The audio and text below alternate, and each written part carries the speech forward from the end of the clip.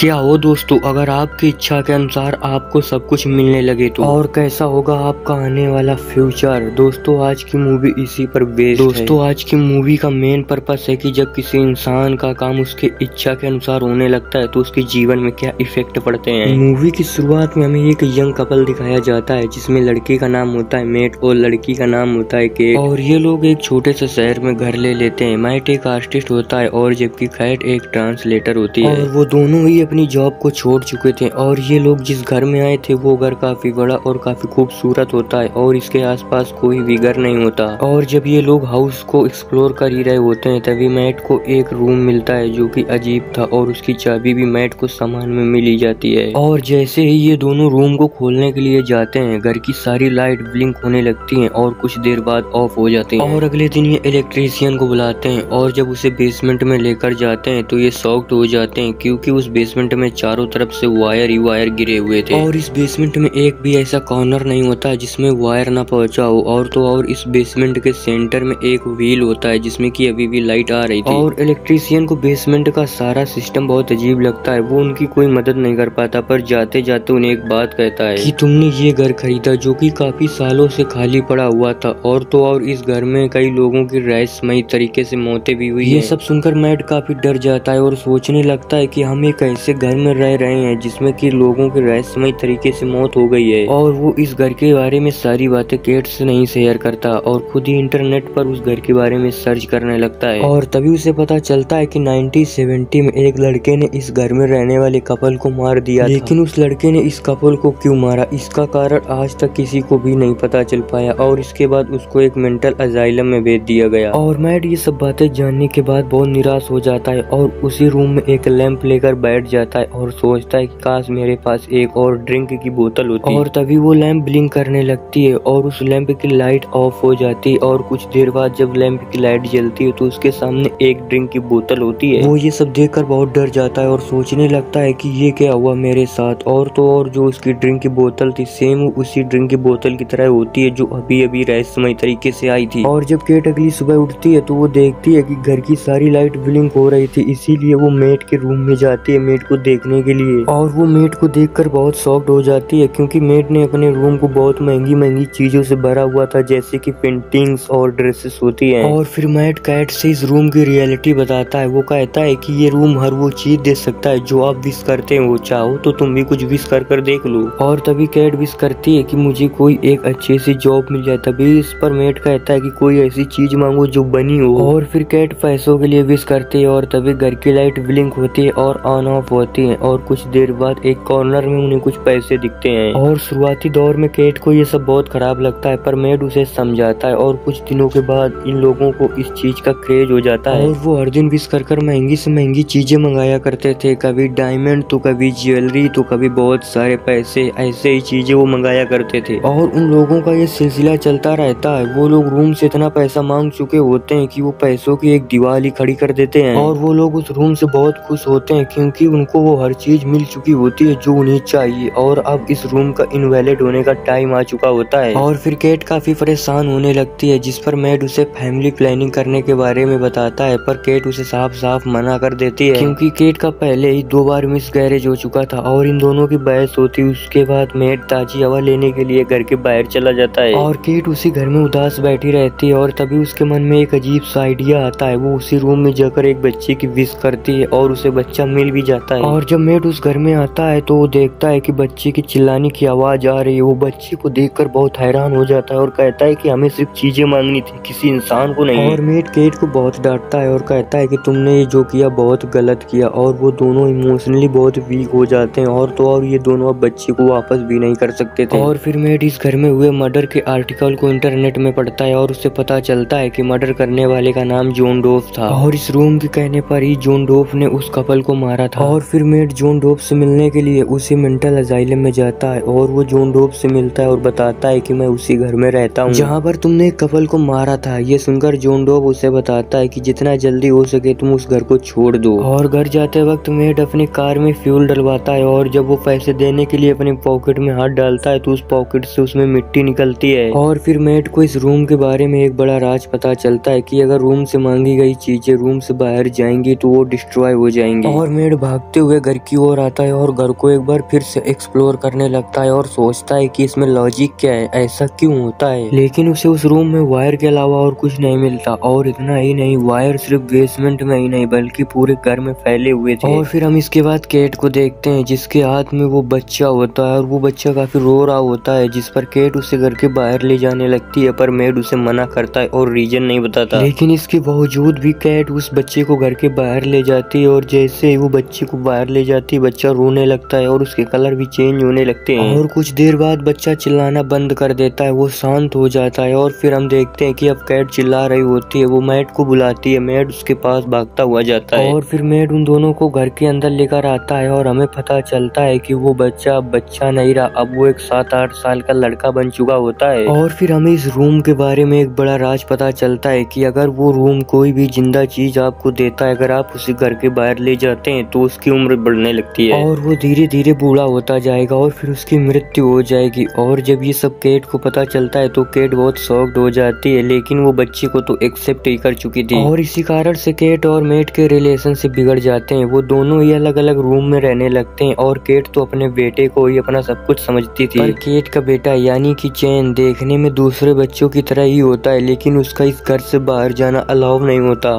और वो दोनों हमेशा चैन को ही लेकर लड़ा करते थे। और एक दिन इनके झगड़े के कारण चैन को नींद नहीं आती और वो रात में टॉर्च लेकर बेसमेंट में घूमने लगता है। धीरे धीरे उस बेसमेंट के वायर्स और व्हील में पहुंच जाता है और कुछ देर बाद उसके सामने सब कुछ एक्सप्लोर होने लगता है और फिर वो उस रूम में भी जाता है और उसे पता चलता है कि वो इस दुनिया में कैसे आया और उसे ये भी पता चलता है कि उसके पास बहुत सी पावर भी है। और फिर चैन अगले दिन अपनी मैजिक ट्रिक से उस रूम को एक बहुत बड़ा गार्डन बना देता है, उसमें ट्रीज होते हैं, आइस भी होती है और वो उस आइस का स्नोमैन बना देता है और कैट भी उसके साथ होती है। कैट भी बहुत खुश होती है क्योंकि कैट उसे अपना बच्चा समझ रही थी और वो उसकी परवरिश भी बहुत अच्छे तरीके से करती है। पर मेट को इन सब चीजों से बहुत नफरत हो चुकी होती है और मेट को रियलाइज होता है कि उस बच्चे के पास काफी पावर है, वो कुछ भी कर सकता है और वो उनके लिए एक खतरे से कम नहीं है। और इसी दौरान मेट के पास मेंटल अजाइलम से कॉल आता है और जॉन डोप उसे बताता है कि उसने उस कपल का मर्डर क्यों किया और जॉन डोप उसे बताता है कि मैंने उस कपल को इसलिए मारा था क्योंकि उस कपल ने उस रूम से एक बच्चे की विश की थी और वो बच्चा कोई और नहीं मैं ही था। और फिर जॉन डोप बताता है कि मैं कुछ सालों के बाद बड़ा हो गया और फिर मुझे दुनिया एक्सप्लोर करने का शौक चढ़ा और इसीलिए मुझे उस घर के बाहर जाना था और एक नॉर्मल इंसान की जिंदगी जीना चाहता था। और फिर रूम एक दिन मुझसे बताता है कि अगर तुमको बाहर जाना है तो तुमको उसको मारना होगा जो तुमको यहाँ पर लेकर आया। और यही कारण होता है कि जॉन डोप ने उस लेडी का मर्डर कर दिया था और साथ उसके हस्बैंड का भी। और यही कारण है कि आज मैं इस मेंटल अजाइलम में हूँ। और ये सब सारी बातें केट दूसरे मोबाइल से सुन लेती है और ये सब बातें सुनकर वो बहुत परेशान हो जाती है और घर से गाड़ी लेकर बाहर निकल जाती और सोचने लगती है कि उसने कितनी बड़ी गलती कर दी। और उस नाइट केट घर ही नहीं आती, वो गाड़ी ही ड्राइव करती है और वहीं दूसरी तरफ चेन अपने डैड से मॉम के बारे में पूछ रहा होता है। और तभी मेड को बहुत गुस्सा आता है और मेड उसे उसकी रियलिटी बताता है। वो बताता है कि हमने तुमको इस रूम से विश किया था, अगर तुम इस घर से बाहर जाओगे तो तुम 5 मिनट में बड़े होगे और बड़े होकर बूढ़े हो जाओगे और बूढ़े होकर तुम मर जाओगे। और फिर मेड उसे पकड़कर घसीटते हुए दरवाजे के पास लाता है, पर फिर मेड को एहसास होता है कि वो जो भी वो है तो वो एक बच्चा है। और फिर मेड इसके लिए उससे सॉरी भी मांगता है और मेड उसे एक स्टोरी सुनाता है और उसके बाद वो दोनों ही एक ही बिस्तर में ऐसे सोते हैं जैसे कि बाप बेटे। और जब केट रात को घर वापस लौटती है तो उन दोनों को एक ही बिस्तर में सोते हुए देखकर वो सोचती है कि आखिरकार मेड ने उस बच्चे को एक्सेप्ट ही कर लिया। और फिर मेड की आँख खुल जाती है और वो दोनों कमरे में अकेले होते हैं और तभी चैन दूसरे कमरे से अपनी मदर को देख रहा होता है और उसके दिल में अपनी मॉम के लिए एक अट्रैक्शन फील होता है और साथ ही उसे सारी रियलिटी भी पता चल जाती है। और जब वो घर वापस आता है तो 17-18 साल का लड़का बन चुका होता है। और फिर वो लड़का मेड को मारने की कोशिश करने लगता है, पर केट सामने आ जाती है और उसे चोट लग जाती है जिसके कारण केट बेहोश हो जाती है। और जब केट होश में आती है तो मेड उसे बताता है कि हम दोनों के बीच फाइट हुई थी जिसके कारण वो मर गया। और ये सुनकर केट काफी दुखी हो जाती है और सोचने लगती है कि कुछ दिनों के लिए हमें एक बच्चा मिला था, अब वो भी चला गया है। और केट मेड से कहती है कि अब मुझे इस घर में नहीं रहना है। और तभी मेड उससे कहता है कि सबसे बड़ी बात ये है कि हमारे पास पैसे नहीं है और दूसरी बात ये है कि हमें इस घर में सरवाइव करने के लिए हर चीज मिल सकती है। और मेड कहता है कि हमें ये जगह नहीं छोड़नी चाहिए। और तभी केट को एहसास होता है कि मेड का बिहेवियर बदलता जा रहा है, वो दिन प्रतिदिन बहुत अजीब होता जा रहा है। और देखते ही देखते मेड उसके साथ जबरदस्ती जबरदस्ती करने लगता है और फिर हमें पता चलता है कि वो मेड नहीं, वो चैन है जो कि अपनी पावर से एक मैन बन चुका है। और चैन अपनी पावर्स को अच्छी तरह से जानता था, इसीलिए वो मेड बना, क्योंकि कैट के लिए उसके दिल में अट्रैक्शन आ गया था। और फिर चैन उस रूम को कन्वर्ट करके अपने घर जैसा ही बना लेता है जैसा कि उनका घर था। और कैट जो कि बेहोश होता है, चैन उसे उठाकर अपने रूम में ले जाता है। और वहीं दूसरी तरफ मेड जो कि बेहोश होता है, उसकी आँख खुलती है, वो इन दोनों को ढूंढने लगता है और इसके बावजूद वो दोनों इसे वहाँ पर कहीं नहीं मिलते और वो रूम भी लॉक होता है। पर उसकी साथ वाली दीवार में मेड होल कर उस दीवार के अंदर जाता है और उस दीवार के अंदर उसे बहुत सारी वायर मिलती हैं। और मेड उस कमरे से वायर्स को हटाते हुए दीवार से बाहर आता है और बाहर अपने ही घर जैसा एक और घर देखता है। और तब मेड को समझ में आ जाता है कि ये सारा किया धरा चैन का है। और तभी कैट के सामने दो मेड आ जाते हैं, जिस पर कि कैट काफी कंफ्यूज हो जाती है कि असली मेड कौन है। पर तभी वो अचानक से चैन को आवाज देते है और चैन उसकी आवाज को रिस्पॉन्स करता है और तब उसे पता चल जाता है कि असली मेड कौन सा है। और तभी कैट मेड को लेकर वहाँ से भागने लगती है, लेकिन वहाँ पर सब कुछ चैन के ही पावर से हो रहा था। वो अपनी पावर से उस घर का सेटअप चेंज कर देता है और उन लोगों को भागने से रोकता है, लेकिन वो लोग उस घर से बड़ी मुश्किल से भागते हैं और चैन भी उनके पीछे ही आ रहा होता है। लेकिन जब तक चैन उनको पकड़ता तो वो अपने असली वाले घर में पहुंच चुके थे और उनके पीछे चैन भी असली घर में आ जाता है। तभी कैट दरवाजा बंद कर देती है और मेड चैन को लेकर बाहर निकल जाता है। और फिर उस लड़के की उम्र धीरे धीरे बढ़ने लगती है और वो वहीं पर मर जाता है। और इसके बाद ये दोनों ही उस घर को छोड़ देते हैं। इसी के साथ ये फिल्म, ये मूवी, ये कहानी यहीं पर समाप्त हो जाती है। दोस्तों, हमें इस मूवी से ये सीख मिलती है कि आपके जीवन में जरूरी ही नहीं कि वैसा ही हो जैसा आप चाहते हो, और अगर वैसा ही होने लगे कि जैसा आप सोचते हो तो आपके फ्यूचर में बहुत गलत इफेक्ट पड़ता है। और दोस्तों, इस मूवी में हमें ये भी बताया गया कि इंसान को संघर्ष करना चाहिए क्योंकि लालच बुरी बला है। अगर दोस्तों आपको हमारे वीडियो का एक्सप्लेनेशन अच्छा लगा हो तो यार वीडियो को लाइक कर देना और साथ ही हमारे चैनल को सब्सक्राइब करके बेल